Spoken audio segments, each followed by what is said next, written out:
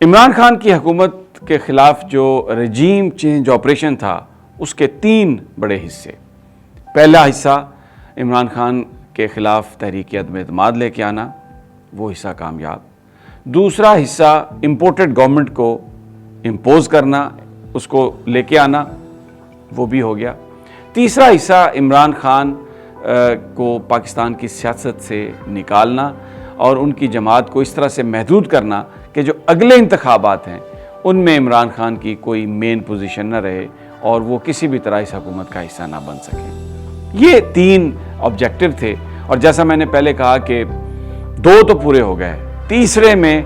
رکاوٹ ہے جو ابھی تک نہیں ہو رہا، اور یہ وہ واحد چیز ہے جو اسکرپٹ رائٹرز کی مرضی اور منشا کے خلاف ہو رہا ہے، جس کی وجہ سے ہمیں پاکستان کے اندر ایک بہت ارتعاش نظر آتا ہے، ایک سیاسی بے چینی، بدامنی نظر آ رہی ہے. پاکستان کی اقتصادی حالت تباہ ہو گئی ہے. لیکن جو کوئی بھی اس ساری صورتحال میں اس اسکرپٹ کو امپلیمنٹ کرنے کے لیے فوکس کیے ہوئے ہے، وہ اس بات سے ابھی تک پیچھے ہٹنے کے لیے تیار نہیں ہے. تھوڑا سا آج کے اس ویلاگ میں اس ساری صورتحال پر ہم انالیسس کریں گے اور اب آگے کیا ہونا ہے اس پر نظر ڈالیں گے. عمران خان نے یہ اعلان کیا ہے کہ وہ 9 حلقوں سے انتخابات لڑیں گے جہاں پہ ضمنی انتخاب ہو رہا ہے، اور بیسیکلی ان کا مقصد 9 حلقوں سے لڑنے کا یہ ہے کہ انتخاب وہ جیتیں گے اور اس کے بعد پھر وہ یہ اعلان کر دیں گے کہ وہ مستعفی ہوتے ہیں. کیونکہ اس وقت تحریک انصاف کی اور عمران خان کی کوشش یہ ہے، ان کا یہ خیال ہے کہ جب تک پاکستان میں ایک ٹرانسپیرنٹ انتخابات نہیں ہوتے سیاسی استحکام نہیں آئے گا، اور اگر سیاسی استحکام نہیں آئے گا تو پاکستان کی معیشت ٹھیک نہیں ہوگی. لیکن اس ساری صورتحال میں بہت سارے وہ چہرے جو ایک سیاسی دھند کے پیچھے چھپے ہوئے تھے، اور لوگ ایک سے سوال کرتے تھے کہ یہ سب کس طرح سے ہوا. آپ کو یاد ہوگا بہت ہیش ٹیگ کہ وہ کون تھا کہ ہیش ٹیگ بھی آئے. تو اس ساری صورتحال میں کل جو ایک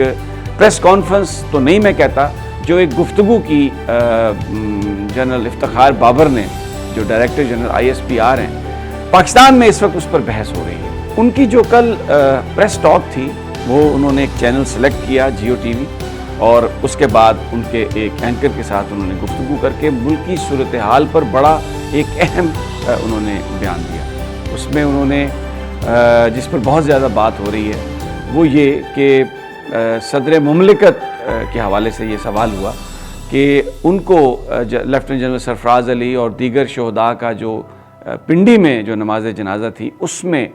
ان کو آنے سے روکا گیا، اور یہ بتایا گیا کہ شاید یہ جو فیملیز ہیں شہداء کی ان کی وجہ سے ان کو روکا گیا. تو پوچھا گیا کہ کیا یہ صحیح ہے؟ تو اس پر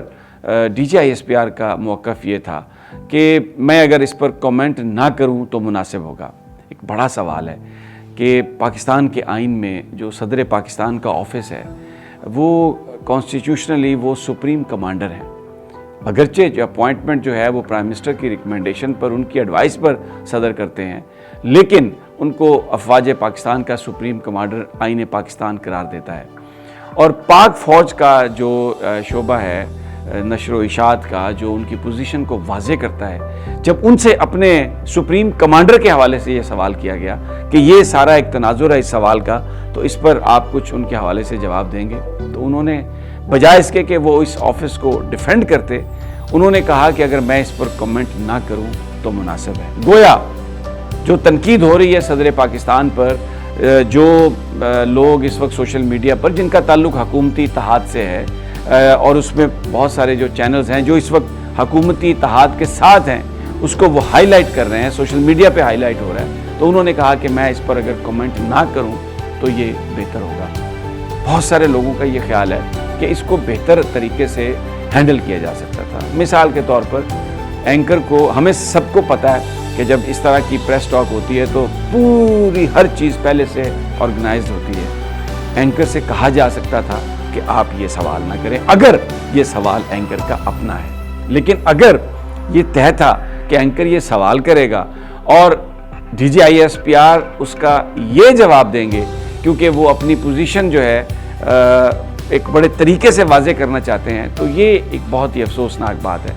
کہ اتنے جو ہائیسٹ آفیسز ہیں اس صورتحال میں پاکستان کے اندر اس طرح چیزیں چل رہی ہوں، پھر اس بیک گراؤنڈ میں آپ دیکھیں